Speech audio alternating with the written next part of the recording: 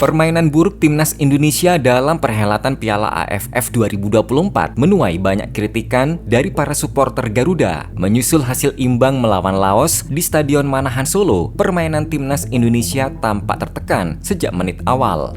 Mengusung formasi 3-5-2, gelandang tengah Indonesia justru tidak bekerja dengan baik. Kesalahan passing dan rasa grogi membuat bola banyak terbuang sia-sia.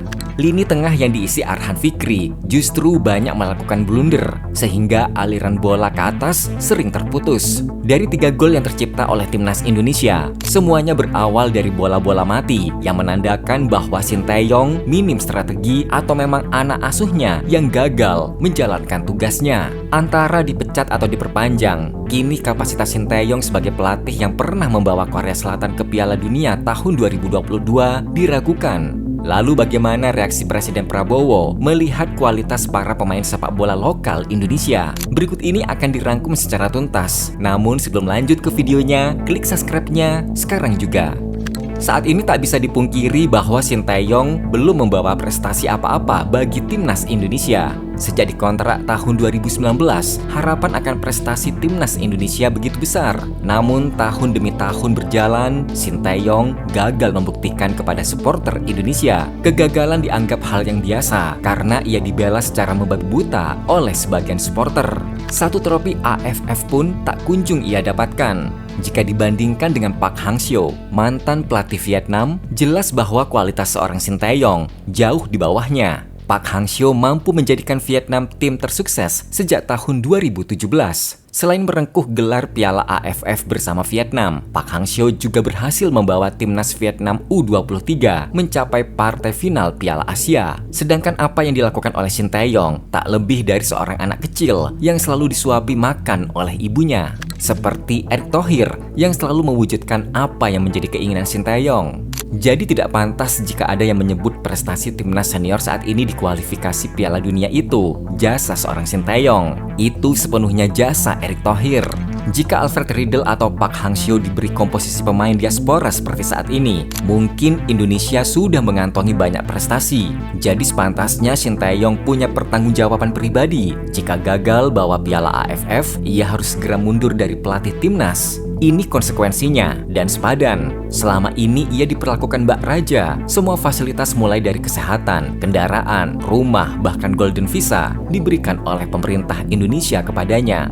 Jika AFF saja tak bisa ia berikan, maka sudah wajib Sinteyong angkat kaki. Karena selama ini yang kita lihat, Sinteyong terlalu dimanjakan. Gagal tetap didukung. Inilah penyebab ia tidak punya tekanan apa-apa. Di Korea, ia sudah tidak laku lagi. Karena dinilai sebagai pelatih yang suka coba-coba strategi yang terlalu beresiko. Kebiasaan itu ia bawa sampai ke Indonesia.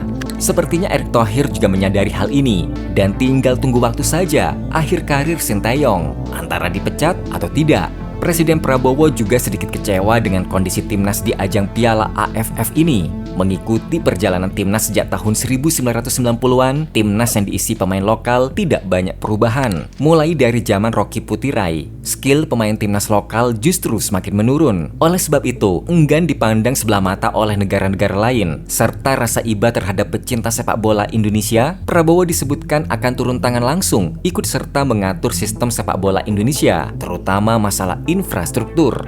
Sebagai salah satu presiden yang gila bola, Prabowo akan segera menyusun ide menciptakan lapangan standar internasional di tiap kota. Hal ini bertujuan agar para bibit-bibit pemain bola dapat menunjukkan kemampuannya yang didukung dengan fasilitas terbaik. Usulan ini akan segera dirumuskan dalam rapat DPR dan masuk dalam agenda prioritas nasional. Kita akan segera melihat jika Jepang mampu bertransformasi dari yang dulunya mengandalkan pemain naturalisasi, kini mereka berhasil menciptakan pemain asli Jepang dengan skill kelas dunia.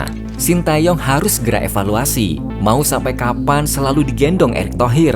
Berkacalah pada Park Hang-seo.